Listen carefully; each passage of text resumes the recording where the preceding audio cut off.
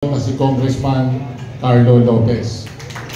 Bago po ako magtapos, no, nandito po, gusto ko lang ho panggitin, nandito na po, palakpakan po natin. Yorme Isko Moreno.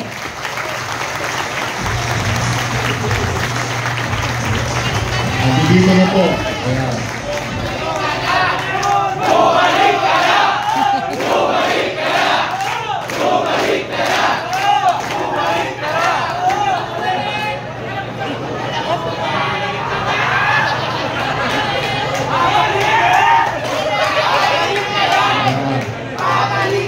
Balik na yan.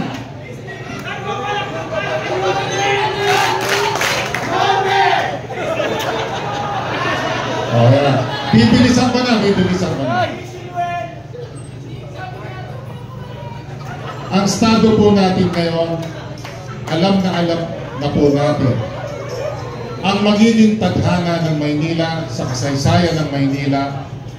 Itong taon na ito ang magbibigay ng lunas sa maraming problema ng Maynila. Andito na po siya at alam po natin babalik na siya. Kaya sa ating pong mga kabataan, ako'y natutuwa sa inyong lahat na nandito kayo ngayon at kayo ang makakasama ng ating pong mahal na Yorme Isko Moreno. Dahil nanindigan po kayo, hindi kayo, ulitin ko, hindi kayo nasilaw sa mga makikislat at magagandang salita nila. Nandito kayo dahil kayo ay naniniwala at meron kayong paninindigan. Kaya muli, ako po ay nagpapasalamat na nandito kayo at sinasamahan nyo ang aksyon para sa magagandang advokasya ng ating pong mahal na Yorme Isko Moreno at ang kanya pong kasama na si Vice Chief Atienza. Hindi na po ako magpapakatagal, Yorme.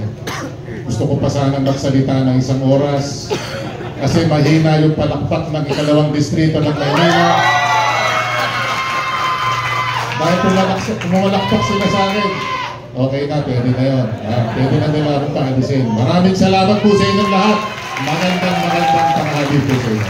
Maraming salamat, Congressman Carlo Lopez. Palakpakan naman po natin. Yes, muli po maraming salamat Congressman Carlo Lopez. At ngayon naman po, ayan, para bigyan tayo ng isang magandang mensahe para sa inyong lahat na mga kabataan, hindi ko napapatagalin ang muling magbabalik at ang pinakamahusay na alkalde sa lungsod ng Maynila. Palakpakan natin, Yorme Isko Moreno!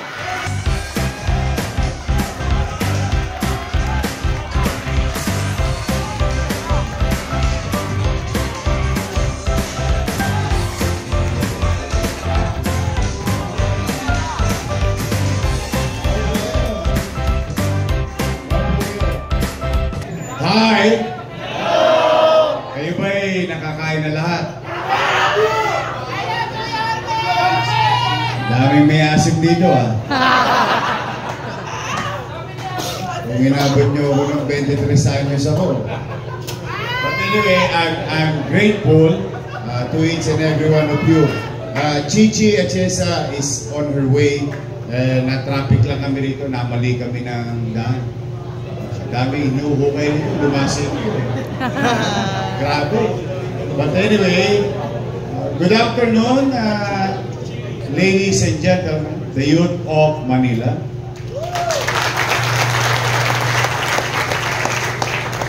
Happy Sunday. I hope there will be more happy Sundays in our life in the city of Manila in the coming months and years. I would like to recognize itong congressman na ito yung namimiss ng kabataan sa 5th District.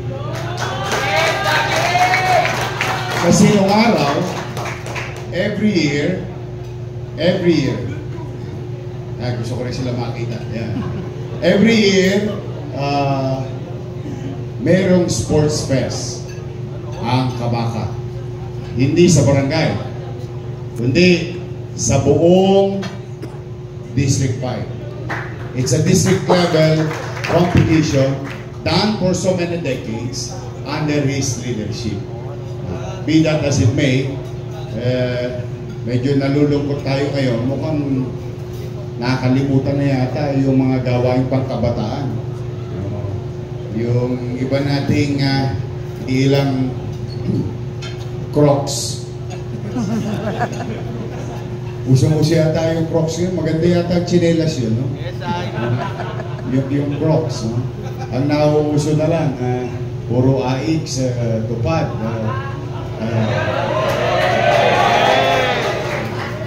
Nakakalimutan nila na yun ay additional program lamang ng ating pamahalaan. Ang tawag mo doon ay, sa madaling salita, mas madaling maintindihan to eh. Whether tawagin mong AKAP yan, AX yan, o ano pa man. Ang tawag mo dyan, ipinagtatawid natin na tulong sa ating mga nahihirapang kababayan. I, for one, as a former Undersecretary of DSWD, I know the basic principle of extending such financial assistance. But that is not the job of being a congressman. Congressman, hindi yan dumidila habang nagpapapicture.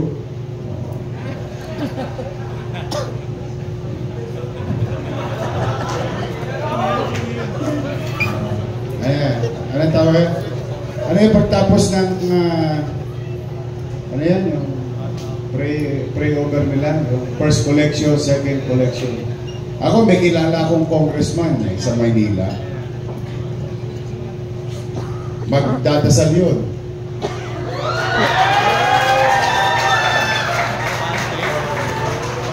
Tapos, ay syempre, lahat na kanyang mga nasasakupan, tutulong naman sa simbahan. Tama naman. Obligasyon natin yun. Okay? Basta kahit ano religion, pangkalatan, usually may obligasyon tayo sa ating simbahan. Pero siya kukolekta. Yung bishop na yun, meron yung payong. Sasalukin lahat. Pagbigay na ng mga tulong ng mga nasasakupan, no? Iahagis niya yun sa taas. Ito para sa langit. Lahat ng bumagsak para sa akin. Kaya ang ganda ng mga ano yan, no? Ha? Diyos ko. Saan pa nakakabili ng Crocs? So, titignan nyo yung mga binabanggit ko, unti-unting lumalayo, kayo mga kabataan kayo, you'll be, somewhere along the way, one of you here will be counselor. One of you here will be vice mayor. One of you here will be congressman. Or even mayor, for that matter. Huwag kayong lalayo sa tunay na layunin ng public office. Today, we are culminating our organization, honing, going to group, going to a journey wherein I think sa pagsali ninyo sa Aksyon Manila through the leadership of Yan Yan, ang intention ninyo ay kayo'y makatulong sa pagtataguyod ng maayos at magandang kinabukasan ng ating pamayanan. Unless you have any other reason, huwag kayong mag-alala. Todits. It's always about coming together, forming a group, and delivering what we have promised, or fulfilling our aspirations, dreams, and visions, so that the next generation will see what we have done during our time, para meron naman silang magiging bagong daan na gabay na tatahakin ng mga salitahin natin. So, yung binabanggit ko kanina unti-unti, yung ibang congressman, lumalayo na sa tawag ng tungkulin. Ang napapansin ko ngayon, para bang passion show yung Congress. Pagandahan, padiinan. Kaya yung isang kakilala ko, pinalibutan ng mga crocs na ipag-passion show din. So, the point is, you know, wala namang masama mag-asam ng mga bagay sa buhay. Manupat ito'y pinagsikapan ninyo. Marami sa inyo dito, malamang estudyante pa. Nangangarap din kayo umangat sa buhay. But never ever forget na ang pinaglilingkuran natin ay hindi kapwa politiko.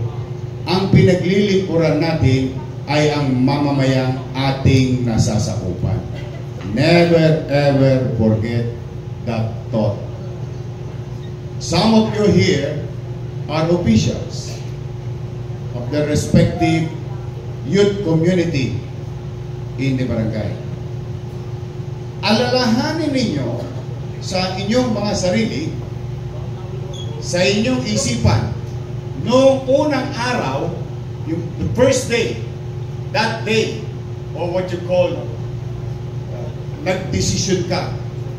Alalahanin ninyo sa inyong isipan, ano nga ba ang intention ko sa pagsali bilang SK chairman, bilang SK kagawad, bilang leader ng organisasyon.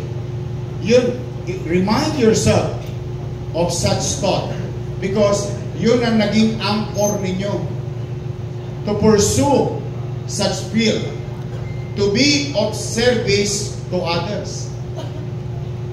Yan ang wag na wag niyong lilimutin. Sa mundo ng public service or politics, you will face a lot of clouds in your eyes. You know? A lot of clouds. Ayan ay talaga nakapagpapalabo ng mata. Yang mga ulap sa harapan natin. So, you must learn paano hahawiin ang ulap upang maibalik mo ulit ang malinaw mong pananaw sa iyong tatahaking landas o tinatahak na landas, which is ang paglilingkod sa kapwa. Kaya kayo, masaya kami na sumama kayo sa ganitong organisasyon because Joey Oy, Amado Bagachin, Carlo Lopez, JTV, Ernix,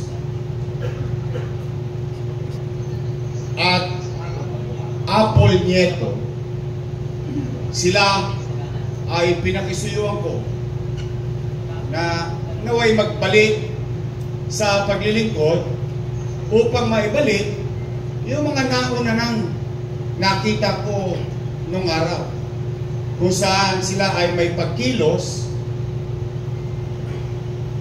sa ating mamamayan. Hindi lamang kung ano yung may bibigay nating candy ngayon na napakatamis sa panlasa ng tao. Kung hindi, kung anong may bibigay natin pwedeng pakinabangan nila sa kasalukuyan at pakinabangan ng mga anak nila sa mga darating na panahon. Kaya ang pagsali niyo dito ay may kaakibat na responsibilidad. Ako naman ay magpapaalala, may panahon pa kayong umatras. May panahon pa kayong magbago ang isip. Ngunit kung kayo naman, desidido na, in our own little way, with our team, under Aksyon Demokratiko, we will do our best na hindi kayo mapahiya sa pagsama ninyo sa amin, sa aming kakaakil sa darating.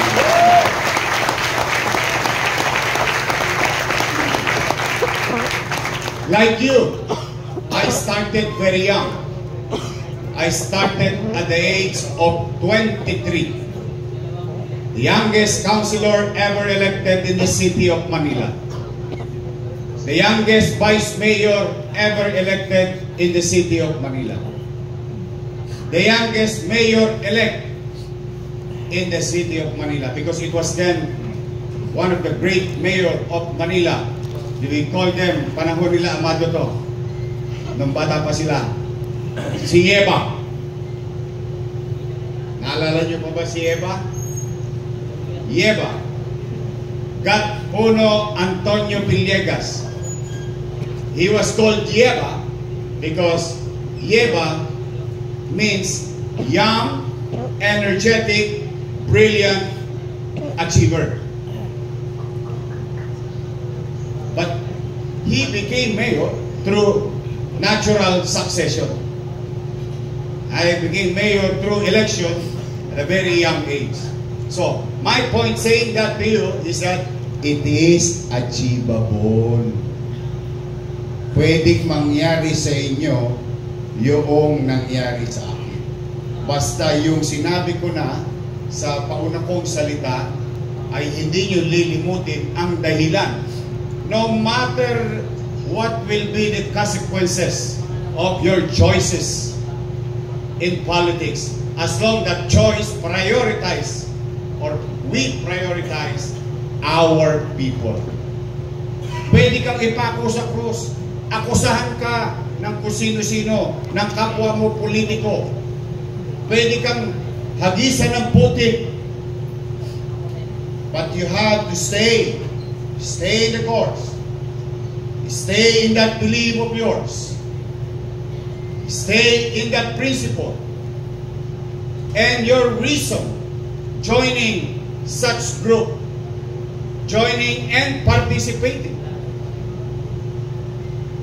sa kurso na kung saan ang hangat lang naman natin mayangat ang pamumuhay at katayuan ng mga batang Maynila sa ating lungsod.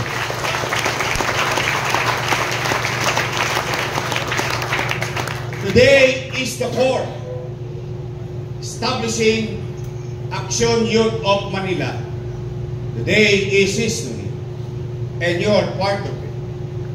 Today is the beginning of wherein ang lahat ng kabataan sa lungsod ng Maynila ay magsasama-sama at may hikayat ninyo dahil sa inyong kagalingan na tayo ay tumungo sa lungsod na kung saan darating na matino, matiwasay at panatag ang pamumuhay. Yun ang ating layunin. Palakasin ang kabataan. Palakasin at mag-participate. Huwag kayong mawawalan ng lakas ng loob pag kayo'y nakaririnig na kabata-bata mo pa eh. Eh ako, pabalik na. Ikaw, papunta pala. That's true. We, as young individuals, may seek the wisdom of our elders. We must ask. Like, katulad na sinabi ni Confucius, he who asks question is a fool for that moment, he who does not is a fool forever. Practicing such saying is that we will always respect our elders. We will always ask for their wisdom and what experience that they had in the past. But we as youth, gamitin natin ang lakas, init, yung pag-aapoy, pag-aalap ng inyong damdamin na ayusin ang ating pamayanan katulad ng pakikipaglaban para sa kabataan na ginawa ni Yan Yan Tibay.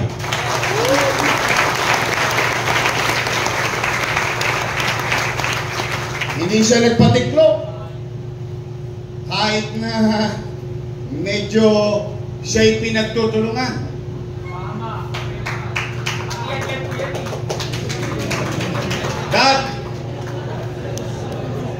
For that, I'm very proud. I'm very proud hindi ako nagkamali kay Yan. I'm very proud because some of you here, nakasama ko sa isang hotel.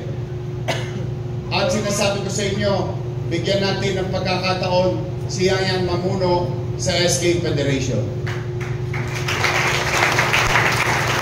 At least, matangos ang ilong ko na makasasalubong ko kayo sa kalsada, Eskinita, Avenida, Boulevard ng lungsod ng Maynila na may isang bata tayong natagpuan, diamante sa buhanginan. Yan, si Yan Iba.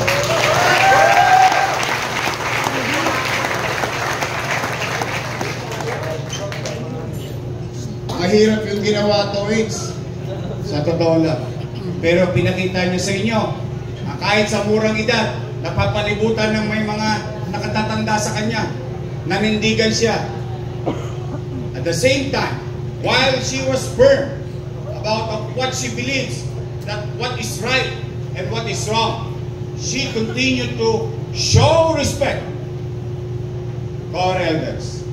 Yan ang simbolo ng kabataan ng lungsod ng Maynila.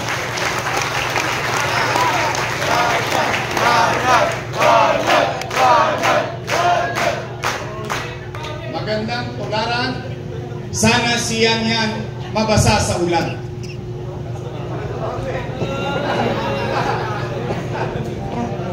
Okay. Ang mga mabubuti dapat dumarami. We're very proud of you, Richard and I, and your team. At least, hindi kami nagkamali sa iyo.